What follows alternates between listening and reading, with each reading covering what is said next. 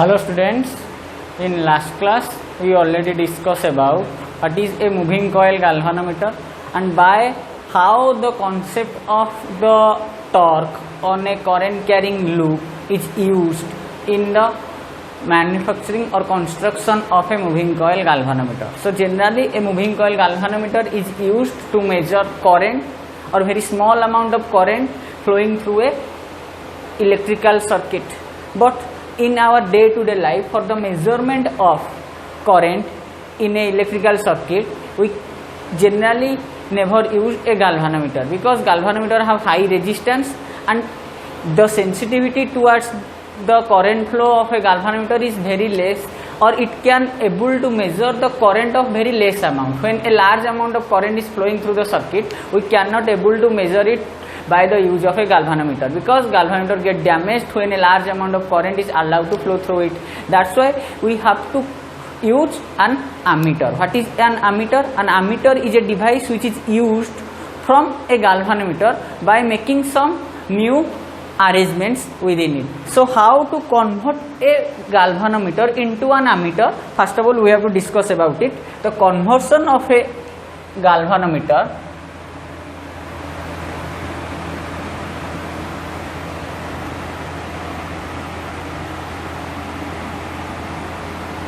into an ammeter.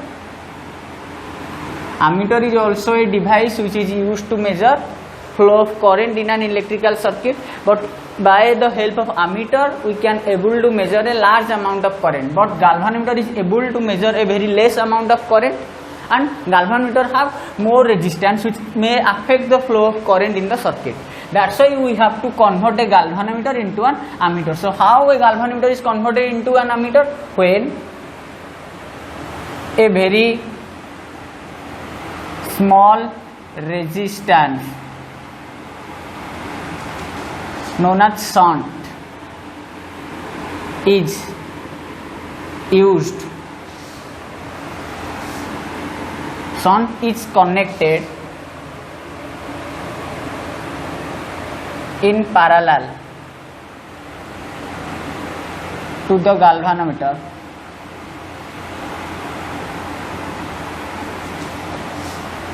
The galvanometer is converted into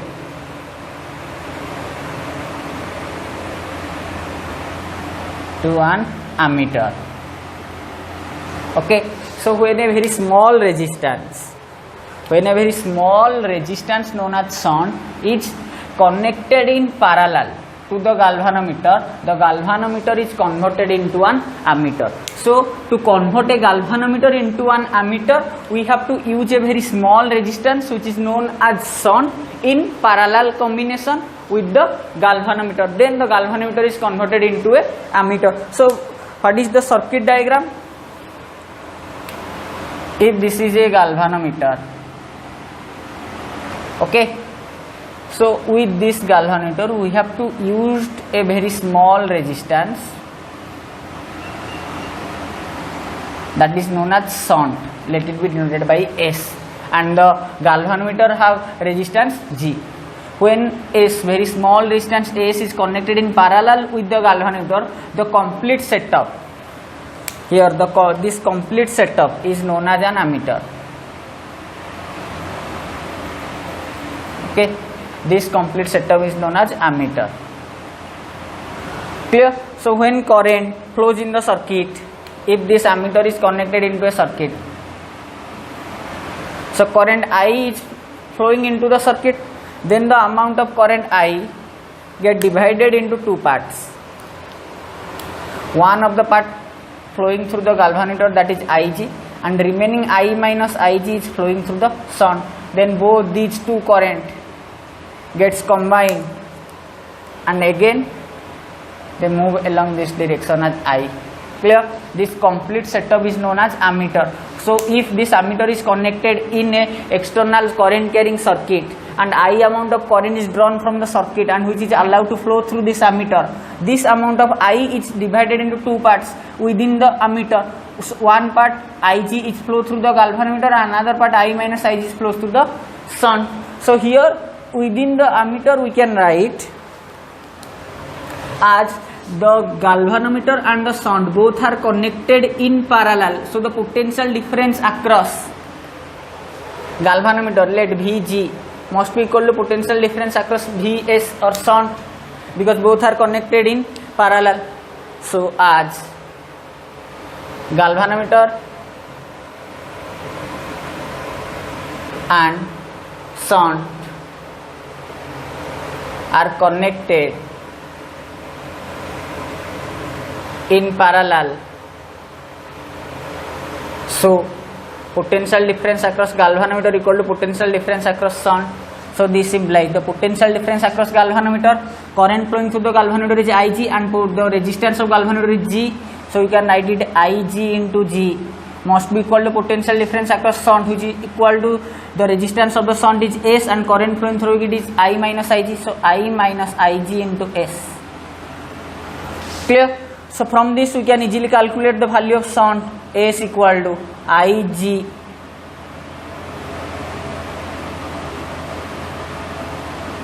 into G divided by I minus Ig. This is the value of shunt, where G is the resistance of galvanometer, where G equal to resistance of galvanometer, S equal to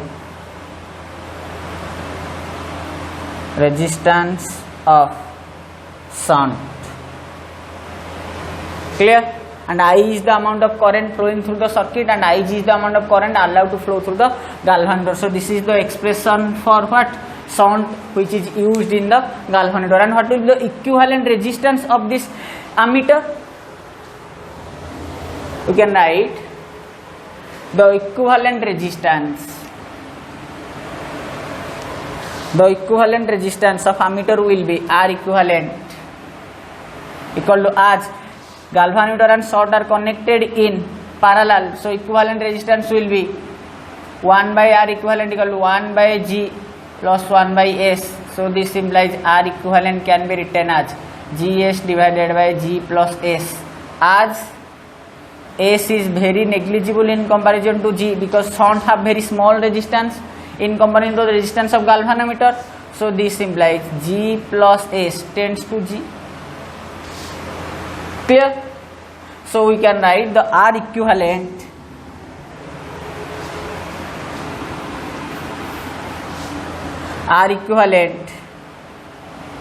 of the galvanometer will be Gs divided by G plus S tends to G divided by G, which is equal to S.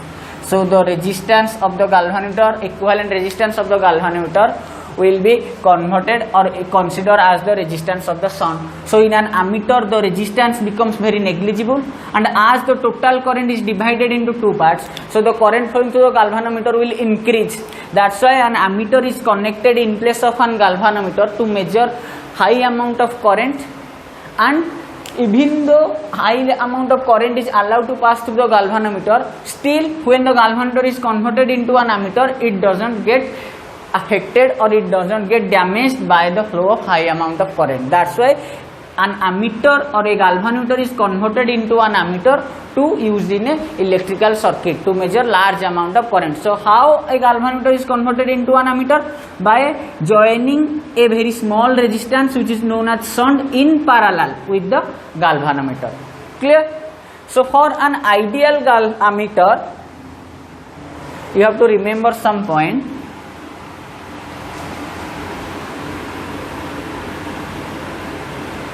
An ammeter is generally connected in series with the circuit.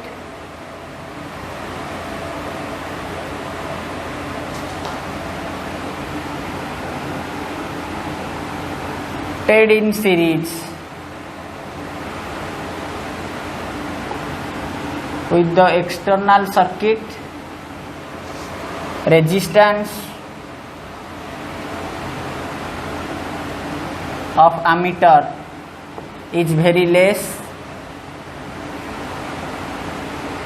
For ideal ammeter,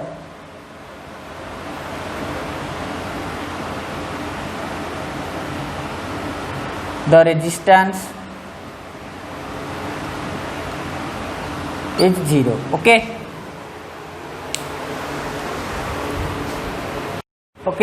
But what will happen if we use a ammeter in parallel with the external current carrying circuit? If we use an ammeter in parallel to the external circuit, then as the resistance of an ammeter is very less, then high amount of current is want to flow through the ammeter because it have less resistance, and when there is less resistance, large amount of current is trying to flow through it. So when an ammeter is connected in a external circuit, if it is a circuit of resistance R and we connected an ammeter in parallel to it, and high amount of current is allowed to flow through it, as the ammeter have very less resistance, so when it is connected in parallel, it will draw large amount of current. Let IA, here the current will be IR. So IA will be very large in comparison to IR. Large amount of current will draw through the ammeter. As a result, the ammeter will get damaged. That's why we never used an ammeter in parallel. Generally, an ammeter is used in series to measure what? The current flowing through the circuit accurately. Clear? So now we have to study about another device which is we generally used very often in the experiments doing in our lab for the measurement of potential difference. We generally used a voltmeter. So how an ammeter is converted into a voltmeter?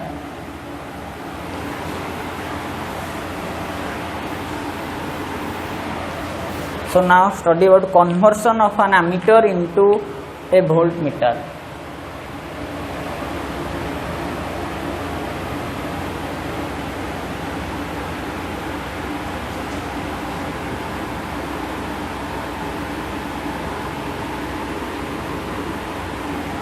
Okay, so a voltmeter is a device which is used to measure potential difference across 2 points in a electrical circuit, and generally a voltmeter is connected in parallel to the external circuit. So if a galvanometer is used, conversion of an galvanometer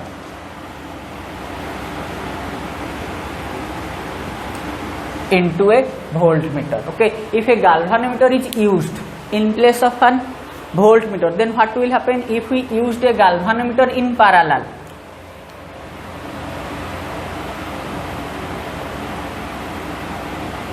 It's a galvanometer which is used in parallel with a external resistance R, and we have to measure the potential difference across these 2 points by using the galvanometer. If a galvanometer is used, it have a less amount of resistance, so it must draw some current.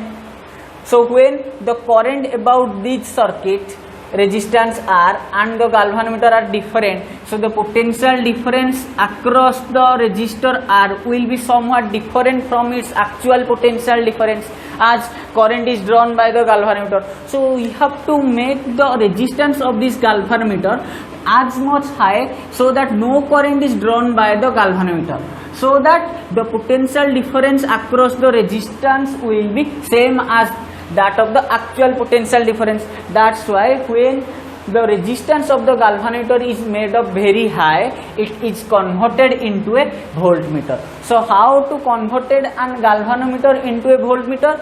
By connecting a high resistance in series with the galvanometer, a galvanometer can be converted into a voltmeter. So the process to convert a galvanometer into a voltmeter is that by connecting a galvanometer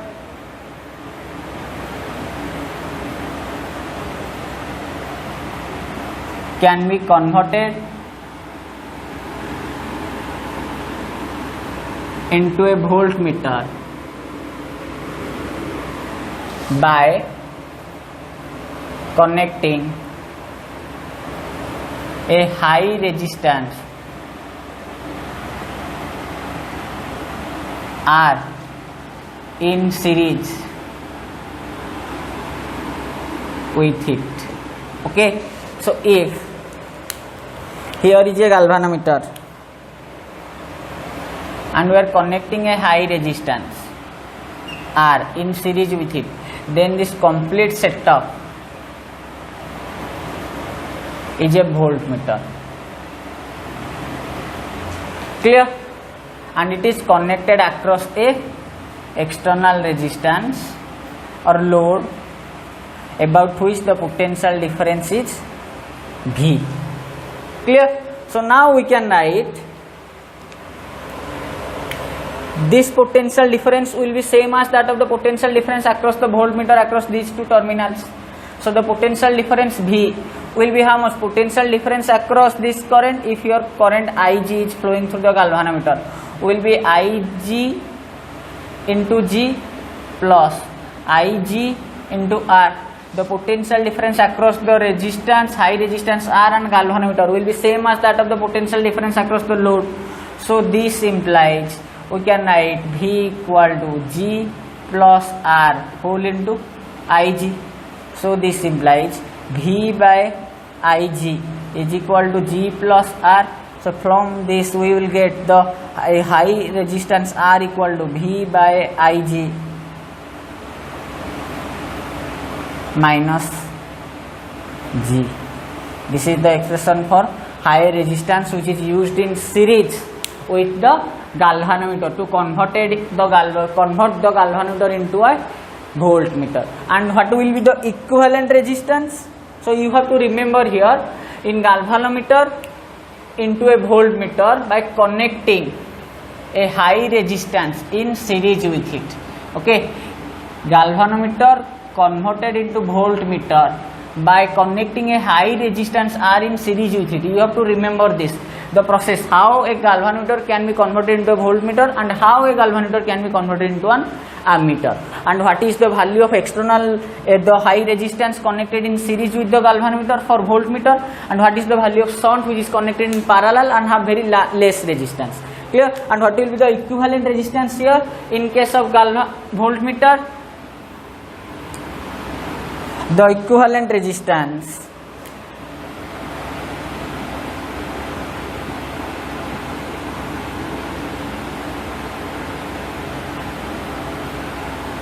is R equivalent equal to G plus R, as these two are connected in series. So you have to remember some point regarding the voltmeter.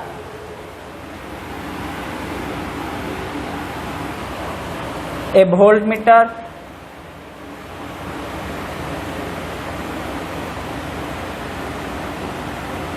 is used in a circuit to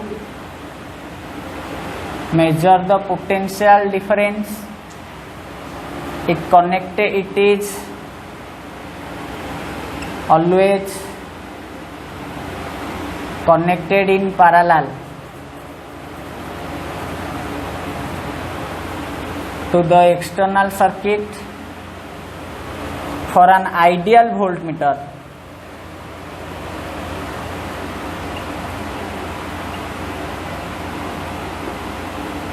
the resistance is infinite. Okay, you have to remember, for an ideal ammeter the resistance is 0 and for an ideal voltmeter the resistance is infinite, and it is always connected in parallel to the circuit and the ammeter is connected in series to the circuit. Clear? Okay, so how a galvanometer can be converted into a voltmeter and how the galvanometer can be converted into an ammeter. Understood? And these are some points which you have to remember regarding the voltmeter and the ammeter. Though these points can also be written during the differentiation between ammeter and an voltmeter. Clear? So now let's discuss about another new device which is vastly used in our day-to-day life, not in actually in our day-to-day life, but in modern physics this device is used very vastly to produce high energy particles or particle with very high acceleration that is required to target some in particles for the study of the nucleus. Okay, so this instrument is known as cyclotron. So let's discuss about cyclotron.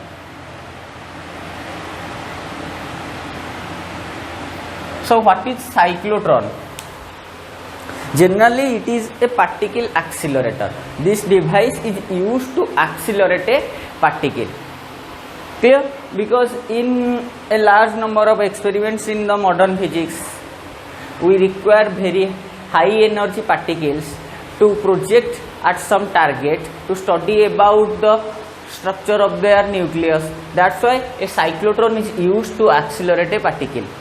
So in cyclotron, generally positive particles like proton, alpha particles or deuterons are used to make them accelerating very high range. So what is cyclotron? Basically it is a particle accelerator.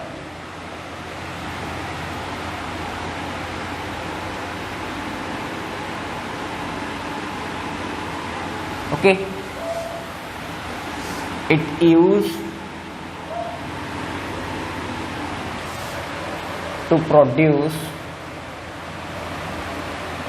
highly accelerating positive particles like proton, deuteron and alpha particles. Okay, so a cyclotron is a particle accelerator. It is used to produce highly accelerating positive particles like proton, deuteron and alpha particles or any other positively charged ions. Clear? So the principle of cyclotron is that we already know if there is a potential difference in between these 2 points, there is a potential difference V, and we release a charge Q from here.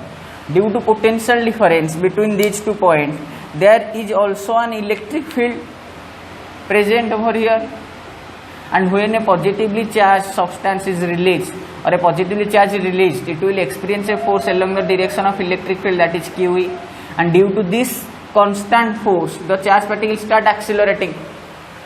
Okay, so as the charged particle starts accelerating along the direction of electric field, so the potential energy of this charge start decreasing, because everybody wants to move from higher potential energy to lower potential energy to remain in stable state. So as this charge is moving along the direction of electric field with force QE, so it will start losing its electrical potential energy, and according to conservation principle of energy, as this charge releases its electrical potential energy, it some gain kinetic energy. So what will be the amount of loss in potential energy will be the gain in its kinetic energy as it travels from a potential difference of V. So the loss in potential energy will be QV, and this same energy will be converted into the kinetic energy of the moving charge. Clear? And from this we will get the velocity. This is velocity, this is potential difference. So just like this as capital V and this as small v. So what is the small v value? The velocity value will be 2qv by m root over. This is the value of velocity gained by the charged particle when it is traveled through a potential difference of v. And if we make this charge to travel through this potential difference again and again repeatedly for a long time interval, then the velocity of the charged particle starts increasing. But there is one point, if the direction of the field is along this direction, the charged particle always tries to move along this direction. So at this end, the charged particle will get this much velocity. But we need to move this charge, as here the charge is want to move along this direction with velocity v, but we want to increase the velocity. That's why we have to move this charge again to this point, so that again it can travel along this potential difference and its velocity can be increased again by qv. But how to move this charge which want to move along this direction to this point in such a way that there will no loss in its velocity or kinetic energy, but it again moves along this direction. That's why we have to bend the direction or change the direction of the charge along this direction, and to rotate a charged particle without changing its speed can be done by the help of a magnetic field. So if we are using a magnetic field over here of strength B naught, due to which the charged particle get deviated in a circular path, take a U-turn and again come to this region, its velocity will again increases. Clear? By using this principle, cyclotron is made up. So what is the principle of cyclotron? When a charged particle is passed through a high frequency electric field again and again by using a strong magnetic field, then it gains high energy and its acceleration increases very rapidly. Clear? So what is cyclotron? Cyclotron is a particle accelerator which is used to make high accelerating positive particles, and its principle is if a charged particle is allowed to move through a potential difference or high frequency electric field repeatedly for a long period of time by the help of a strong magnetic field, then the energy of the charged particle increases very high to very high amount and it can be get accelerating very highly. Clear? So the principle of cyclotron is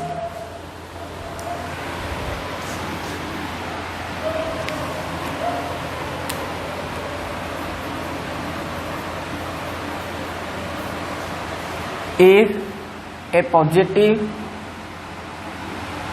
charged particle allow to move through a high frequency electric field again and again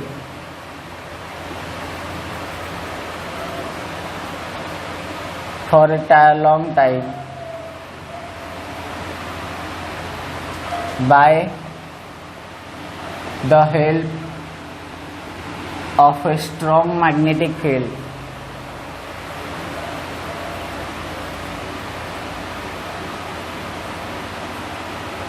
its energy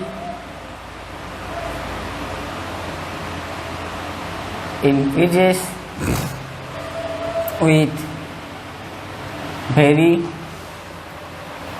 high amount and it's get accelerated.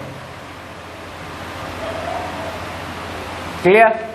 So if a positive charged particle is allowed to move through a high frequency electric field again and again for a long time by the help of a strong magnetic field, not for a long time, for a time interval, for a time by the help of a strong magnetic field, its energy increases with very high amount and it gets accelerated. This is the principle on which the cyclotron is based. So basically cyclotron is used to accelerate a positively charged particle. Clear? And it is based upon this principle in which we used both electric and magnetic field. Electric field is used to increase the kinetic energy of the charged particle and magnetic field is used to deviate the charged particle again into the region where the electric field is present. Clear? So now what is the construction of a cyclotron?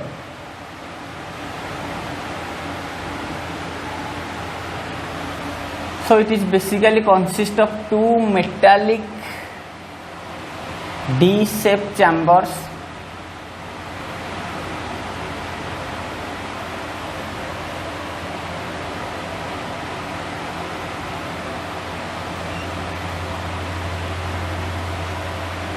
with some gap in between them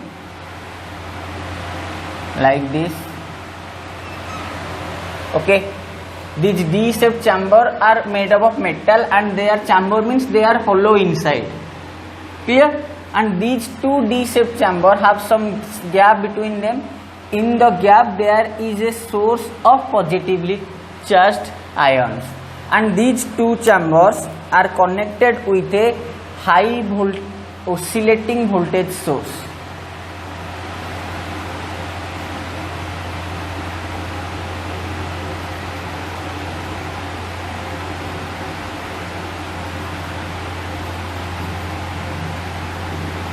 That means the polarity of these two D's can be alternatively changes. That means if at a interval this is positive, this is negative, then after some interval it will become positive, it will become negative. The polarity of these two D's can be changed by using a high oscillating voltage source. Clear?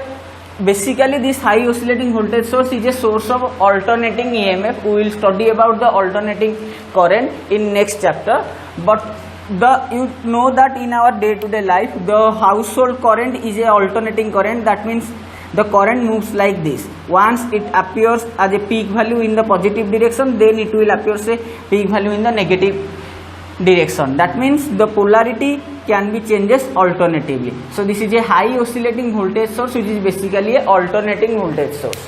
Clear? Due to which the polarity of the D's can be changed alternatively. Okay, and these two D-shaped chamber are known as D's. These two are known as D's. Okay, and this is the source O, or let it be S. This is the source of positive charge. Okay, and a strong magnet is used to produce a magnetic field perpendicular to these D's like this, which is acting into the plane perpendicular to the D's. Okay, that means here is a strong magnetic north pole, and below this D's there is a strong magnetic south pole. So the magnetic fields are goes like this over the D's. Clear? So as these D's are connected with a high oscillating voltage source, this is basically the construction of a D's, and at some point at the periphery of the D's there will be a small hole through which the accelerating charge particle get to strike the target. Okay, clear? So basically this is the structure of a cyclotron, which consists of two metallic chambers in D shape known as D's, which is connected with a high oscillating voltage source. That means the polarity of these two D's can be changes alternatively, and between the gap between these two D's there is a source of positively charged ions, and there will be a high magnetic field applying over the D's. Clear? So how the cyclotron works? So when the source emits a positively charged particle, let initially these D's are, this is positively charged and this D is negatively charged initially. So when a charged particle is released from the source, as within the gap the initially the magnetic electric fields direction are from positive to negative like this,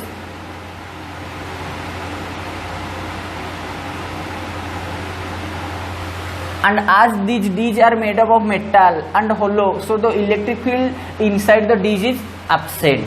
So when a positively charged ion is released from the source, it will experience a force along the direction of magnetic electric field. So it starts moving along this direction, and as it enters into the chamber D space, there is no electric field exist. That's why the velocity with which it enters into the D's, the velocity is along horizontal direction. Clear? And its velocity with which it will enter, it remain constant, because there is no further electric field exist inside the D's, so it cannot accelerate. But as the magnetic field present all over there, so due to the magnetic field which is acting into the plane and the velocity of the positively charged which is horizontal direction, both are in right angle to each other. That means due to the magnetic field and a moving charge with velocity, we know the force acting on the charge is Q, V, B, and this force is always perpendicular to the direction of velocity of charge. So as the charge particle enters along this direction and a force of QVV act on it in perpendicular direction, so it will travel in a circular path by applying right hand palm rule along the direction of velocity. I am putting my thumb like this, and the field is into the plane here like this, so it will experience a force in upward direction. So now the charged particle gets deviated in a circular path like this, where with same velocity, how much initially the velocity let be for the first turn, the velocity will be how much, the distance traveled by with a potential difference v, the charge is q which is traveling along this direction, so the loss in potential energy is q v, which is equal to kinetic energy half m v square, which is equal to ek, the kinetic energy. So from this we can get the velocity with which it will enter, v equal to 2q v, this v is potential difference divided by m, mass of the charged particle, under root. Clear? With this velocity the charged particle enter into the disk, and as inside the disk there is no electric field exists, so it will move in a semicircular path. And what is the time taken by this charge to come out from this disk? As we know, the force acting on the charge inside the disk is this much, due to which it moves in a semicircular path, and this much force is responsible for rotating the charge in a semicircular path or a complete circular path if the complete magnetic field is there. So as we already discussed here, this force is responsible for the centripetal force, so we can write q, velocity of charge, into v equal to m, mass of the charge, v by r square. Here r is the radius of this semicircular path, so from this we get, this implies r will be how much, mv by qb. This is the expression for the radius of the semicircular path with which the charge traveling, and the time required to complete the semicircular path, t equal to how much, the distance, how much distance, pi r divided by the velocity v. Clear? So this implies, what is v? From here we can get v equal to, or here we can write the r value is how much, mv by qb, so pi into mv divided by qb into v will get cancelled, so time period equal to pi m by qb, and this time period is independent of velocity, that's why it remained fixed. So after this much time interval, the charged particle comes out of the disk.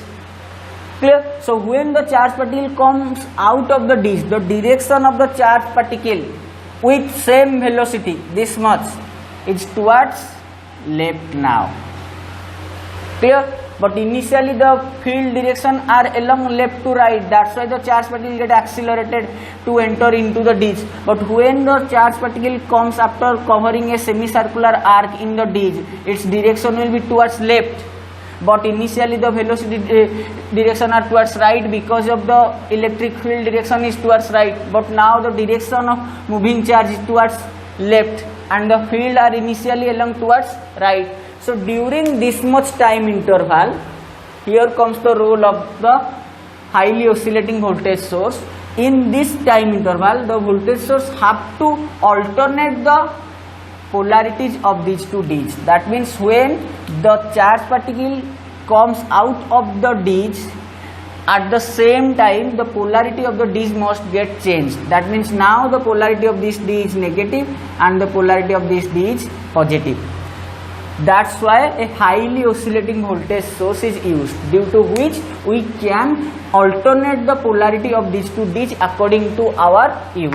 So the time interval within which the charged particle travel through the disk will be equal to same as the time required by the oscillating voltage source to alternate the polarity of the disk. That means if the time interval, if the time period of the highly oscillating voltage source is t, that means after t interval, if t is the, or t dash is the time period of voltage source, that means after t dash time interval the voltage source will complete a complete cycle, that means from 0 to 0, but we want that the terminal of these two D's or the polarity of these two D's to be get alternatively changed within this time interval. That means if this is positive, after pi by qb time it will be negative. If it is negative, after pi by q time it will be positive. That means during pi by m divided pi m by qb time, the oscillator must cover half of its cycle, from negative to positive or from positive to negative. Clear? So within this much time interval, the oscillator must cover half of its cycle. That means if in this time interval the oscillator have to complete half of its cycle, that means the time period of the oscillator must be 2 times of this much. Clear? Because within this interval the oscillator have to alternate the polarity of the D's. That means within this time period the oscillator must complete half of its cycle, from positive to negative or from negative to positive or from positive to negative. That means by this much time the oscillator have to complete half of its cycle. So what will be the time period of the oscillator will be 2 times of this. So if T dash is the time period of the voltage source, then T dash will be equal to how much? 2 into T, 2 times of this much. This will be how much? T dash equal to 2 pi m by qb. This is known as what? The time period of cyclotron, which is 2 times that of the time required by the charged particle to complete a semicircular arc inside the disk. Clear? That's why the time period must be 2 times of this much. Accordingly, the highly oscillating voltage source is synchronized with the velocity or time period of the moving charged particle. Clear? So again, when the charged particle enter into this gap, in that time interval the polarity of the D's will get interchanged. So now this will act as positive and this will act as negative. So when the charged particle with velocity v enter into this region, again there will be an electric field which is acting along this direction.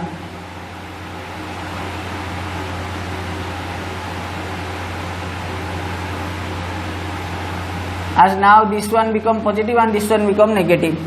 So again the charged particle which is now have some velocity v again enter into this electric field region, where again a potential difference v is present, and due to which the charged particle again gain some kinetic energy like this.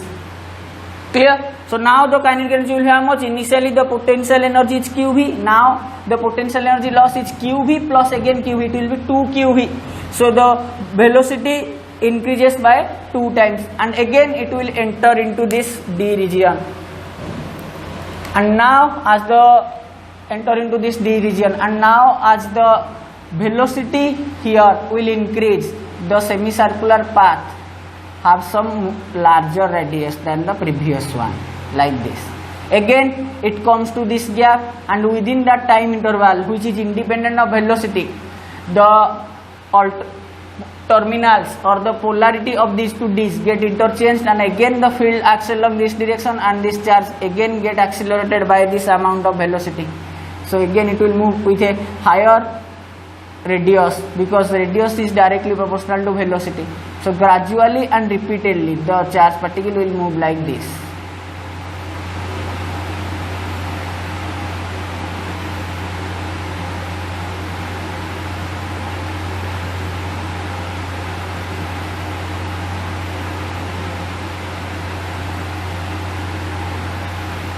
Okay, sorry, the target will be make at this angle. Here will be the hole and it will goes like this to hit the target. Okay, so the path of a charged particle will be in a spiral shape within the D's, and repeatedly as it moves through a magnetic field and again through the electric field region to gain some energy, its velocity changes repeatedly and the radius increases, as radius is directly proportional to velocity. And what is the radius? Radius is depending upon velocity. Initially the velocity is v, when the charge will acquire energy qv, and second time when it will enter into the region it will gain some more energy, that is again the amount of qv.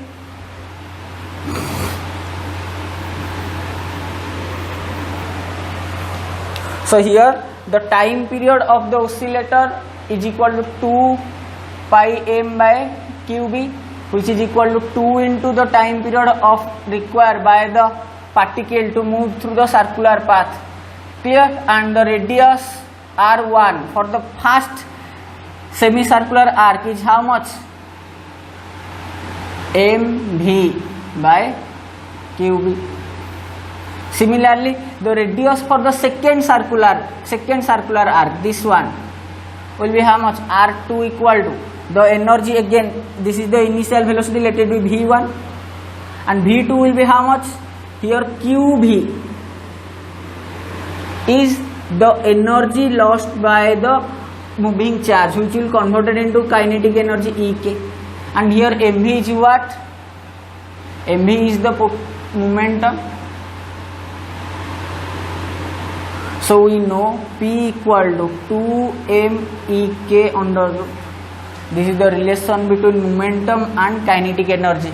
So from this we can write mv will be equal to 2m, in place of ek kinetic energy we can write qv. So it will become qv root over. Clear? So in place of mv we can write, so this implies the radius of first semicircular path r1 will be 2m into qv, this is potential difference, divided by qb root over. Similarly, when the charged particle enter into the second ditch with velocity by acquiring again some energy, will be how much? Again this qv will become how much? 2qv, because second time it passed through this potential difference of v.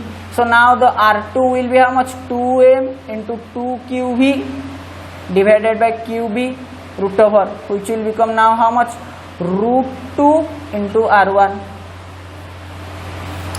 Clear? R2 will become how much? Root 2 into R1. This is the radius for the second semicircular arc. Again the charged particle comes to this region, and within that time interval of this much, how much? The time interval for the charge to travel the semicircular path, t equal to pi m by qb. By this time interval the oscillator change the polarity of the disc, and again it travels through this much potential difference to gain some kinetic energy, which will increase its speed. And again for R3, what is the value? It will be 2m into 3qv, because third time it is passing through the potential difference v root over divided by qv, which simply root 3 into R1. Clear? So gradually the radius will keeps on increasing, and after certain range there will be a hole through which the highly accelerating particle comes out of the disc and it strikes the target.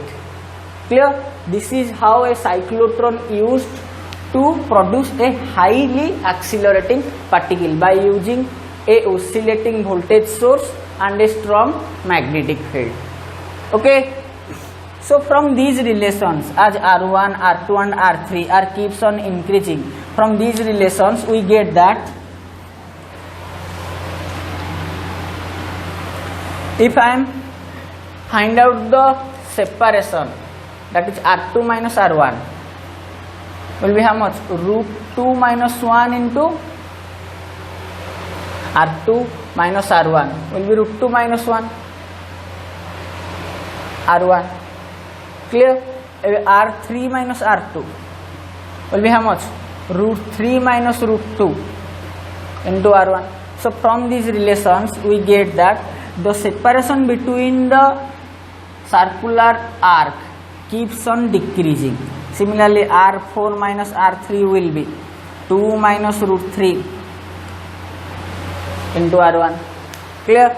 Gradually the separation between these paths will increase. That's why the gap between the circular path keeps on decreasing. Here they are large, and initially they are more, and gradually they are come close to each other.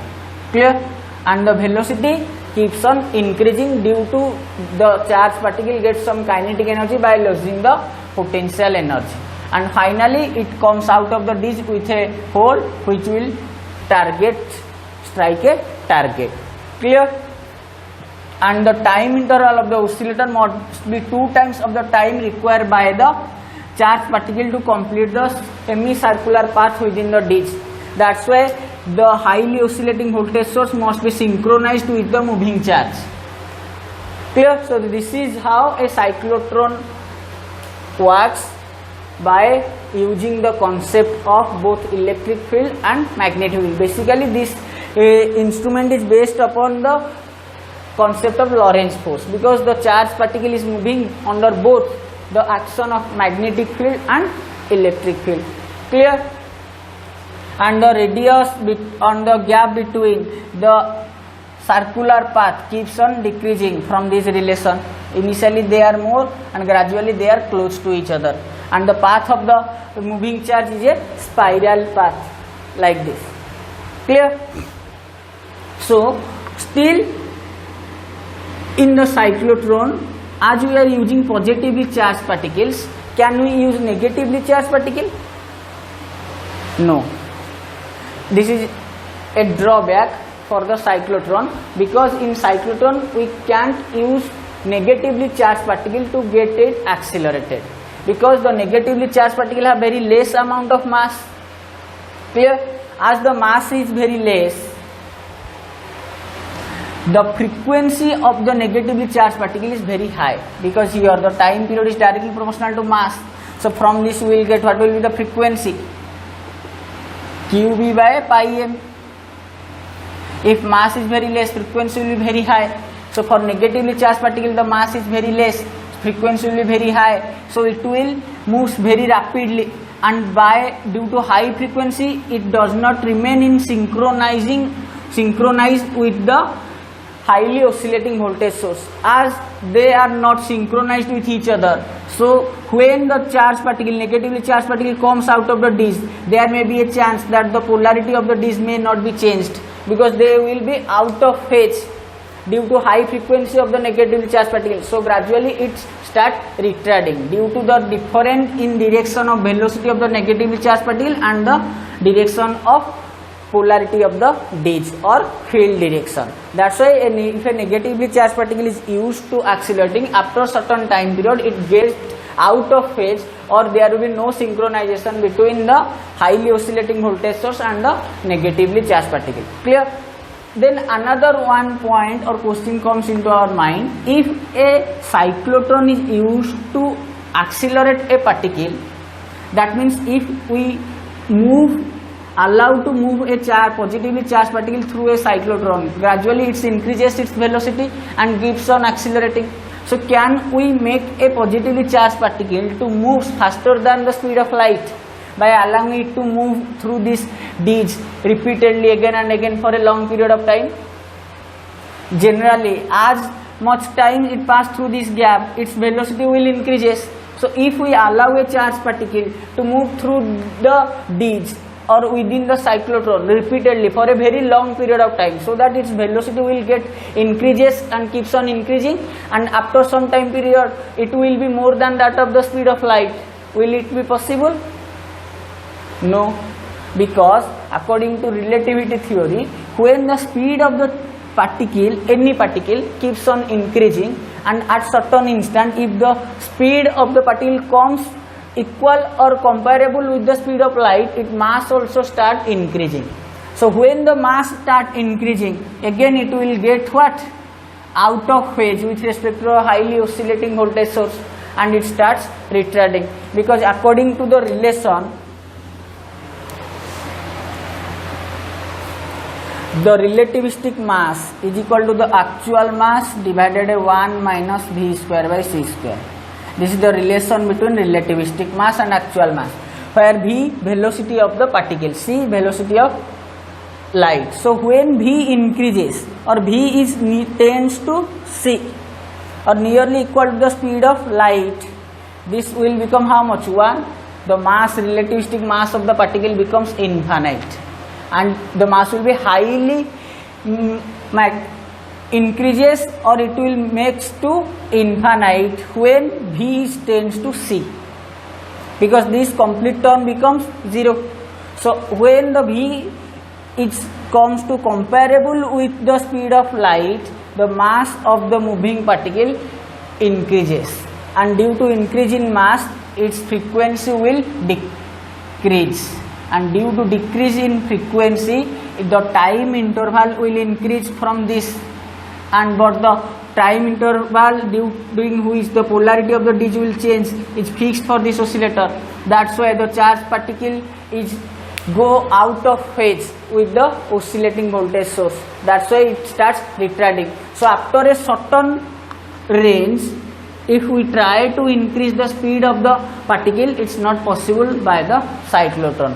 These are two drawbacks of the cyclotron, that by using cyclotron we cannot accelerate a negatively charged particle, and by using cyclotron we cannot achieve the speed of a particle near to the speed of light. Clear? Or in generally we by using cyclotron can create a very highly accelerating particle which will target a certain nucleus or something that we want to target by the highly energetic particle.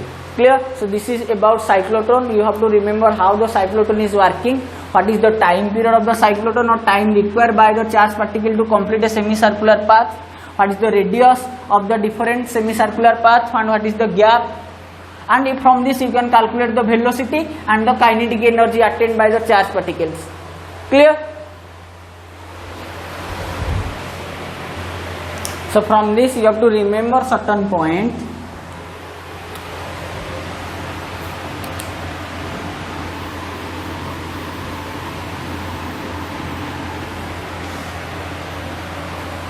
Time period or radius of any semicircular path r equal to mv by qb. From this we can get the velocity of the charged particle, that is qbr by m. For r1 first semicircular it will be v1 and r1. Similarly for r2 you can get accordingly. Then the time period of cyclotron Tc equal to 2 pi m by qb, that is 2 times of the time interval required by the charged particle complete the semicircular arc, and this is also the time period of the oscillating voltage source. Then kinetic energy will be how much? Half m v square. For fast ek1 equal to half m v1 square, or this can be written as qv, the potential difference through which the charge is travelling, equal to half m v square. For the first time it will be v1, second time it will be 2 qv, because 2 times it is travelling through the potential difference v, will be half m v2 square, and gradually so on. Clear? This is in terms of magnetic field and momentum. This is in terms of potential difference and velocity. You can use both these relations to find out the velocity and kinetic energy. Basically this is the time period of the cyclotron. So what will be frequency of the cyclotron? It will be qb by 2 pi m. Okay, and two drawbacks of the cyclotron. Cyclotron cannot be used to accelerate a negatively charged particle, and by using cyclotron we cannot make the velocity of a charged particle nearly to the speed of light. Clear? So this is all about cyclotron, which is used as a particle accelerator.